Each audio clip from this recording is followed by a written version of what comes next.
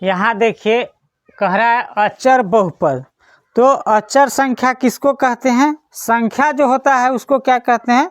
अचर। लिखा हुआ है ऐसे पद जिनमें केवल कोई संख्या हो बीजीय व्यंजक होते हैं, और बहुपद भी ऐसे बहुपद को अचर बहुपद कहा जाता है। कहने का मतलब है कि हम लोग क्या जानते हैं कि बहुपद होने के लिए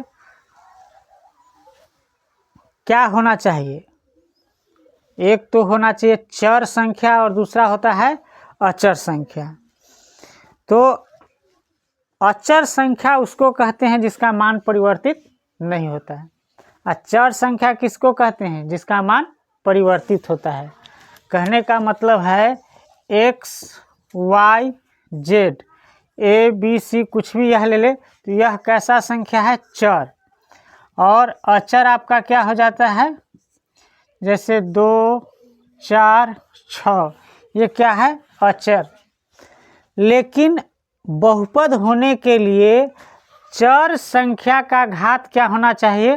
पूर्ण संख्या होना चाहिए। नहीं तो जैसे मान लिया जाए यहाँ पे चर संख्या y ले लिए तो यहाँ पे घात क्या होना चाहिए? पूर्ण संख्या। तो यहाँ पे हमने 3 लिया तो 3 कैसा संख्या है? पूर्ण संख्या है ना? 3 आपका पूर्ण संख्या है।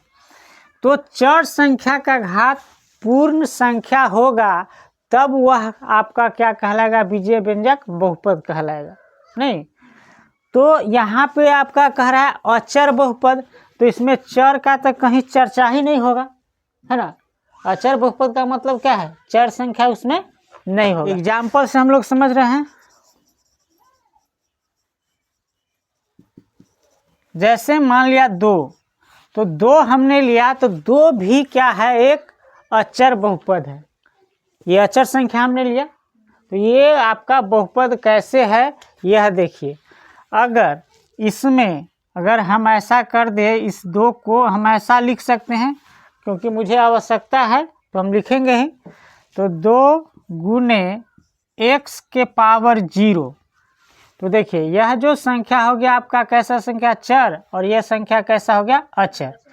तो हम इसको ऐसे लिख सकते हैं ना 2x के पावर 0। तो यह जो है आपका चर बहुपद है। केवल 2 भी जो है यह 2 लिखे हैं यह भी क्या है? चर बहुपद है। ये बहुपद है। तो कैसे बहुपद है? यहाँ x ले लिए अचर संख्या और 0 जो क्या है? एक पूर्ण संख्या है। तो अचर संख्या का घात पूर्ण संख्या होना चाहिए जो है, और इसमें के मान में भी परिवर्तित नहीं होगा। जैसे x का घात 0 का मतलब क्या होता है? 1, है ना? तो यहाँ पे आप जब x के घात 0 का मान लिखेंगे तो 2 गुने क्या हो जाएगा? 1। तो आपका मान कितना प्राप्त होगा? यहाँ तो आपका 2 ही रहेगा ना। तो जो संख्या आपने लिया था उसके मान में कोई परिवर्तन आया? नहीं आया। इसका मतलब है कि 2 भी जो है एक क्या है? बहुपद है। तो 2 बहुपद जो है उसे हम लोग क्या कहते हैं? अचर बहुपद। केवल संख्या दिया रहेगा तो उसे क्या कहेंगे? अचर बहुपद। और एक चीज़ यहाँ पे नोट कर लीजिए, यह हमेशा ध्यान में रखिएगा, आगे आपका एक्सरसाइज जब बनाएंगे तो उसमें काम आएगा। नोट में लिखेंगे अचर बहुपद, अचर बहुपद का घात, अचर बहुपद का घात कितना होता है? 0 होता है। तो ये हमेशा इस पॉइंट को याद रखेंगे। अचर बहुपद का घात कितना होता है? 0 होता है ना? 0 होता है, 0 होता है। ये चीज़ हमेशा आप ध्यान देंगे। तो ये कैसे हम इसको बहुपद माने हैं ये आपको हमने साबित कर दिया कि x का घात हम 0 लिए तो 0, किसी भी संख्या का घात 0 का मतलब होता है उसका 1। तो 1 से हमने क्या कर दिया? गुना कर दिया। ठीक है ना? तो साबित हो गया। उसी प्रकार से अगर मान लिया जाए माइनस में कोई संख्या हो तो इसको नोट करना चाहते तो नोट कीजिए, फिर आगे देखते हैं।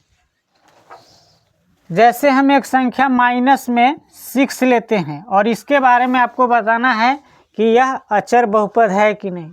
बिल्कुल अचर बहुपद है। क्यों बहुपद है? तो देखिए 6 के साथ में हम लिख सकते हैं इंटू एक्स के पावर, या एक्स उस समय लिखे थे तो यहाँ लिखे y के घात 0, है ना।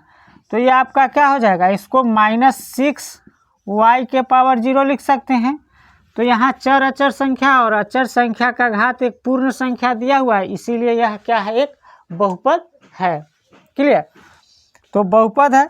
अगर ऐसे y के घात 0 का मतलब क्या होता है, 1। तो यहाँ आप अगर गुना करेंगे -6 इंटू 1, y का मान अगर यहाँ पे रखेंगे 1, है ना, तो आपका क्या हो जाएगा, माइनस का 6 ही रहेगा। तो उसके मान में भी कोई चेंजिंग नहीं आया, इसीलिए अचर बहुपद जो है यहाँ पे कोई केवल संख्या भी दिया रहेगा तब भी वह बहुपद होता है। बहुपद का नियम है कि अचर संख्या पे, है ना, सॉरी, चर संख्या का घात पूर्ण संख्या होना चाहिए। बहुपद होने के लिए क्या होना चाहिए, चर संख्या का घात पूर्ण संख्या होना चाहिए। अगर पूर्ण संख्या है तो वह बहुपद होगा। क्लियर? और एक एग्जाम्पल हम ले लेते हैं, यहाँ लेते हैं। जैसे देखिए 2/3, यह जो है आपका, यह भी एक प्रकार का बहुपद है। तो कैसे यह बहुपद है इसको हम ध्यान में देंगे। तो देखिए 2/3 को हम गुना में x के पावर 0 लिख सकते हैं। जब x के पावर 0 लिखेंगे तो 2/3 x के पावर 0, और x मतलब चर संख्या का घात 0 का मतलब क्या होता है, 1। तो 2/3 से 1 में गुना करेंगे तो कितना होगा, 2/3 ही रह जाएगा, है ना। तो यह भी एक प्रकार का बहुपद है जिसको हम अचर बहुपद कहते हैं। और हमेशा ध्यान देंगे अचर बहुपद का घात जो होगा हमेशा क्या होगा, 0। अचर बहुपद का घात 0 होगा।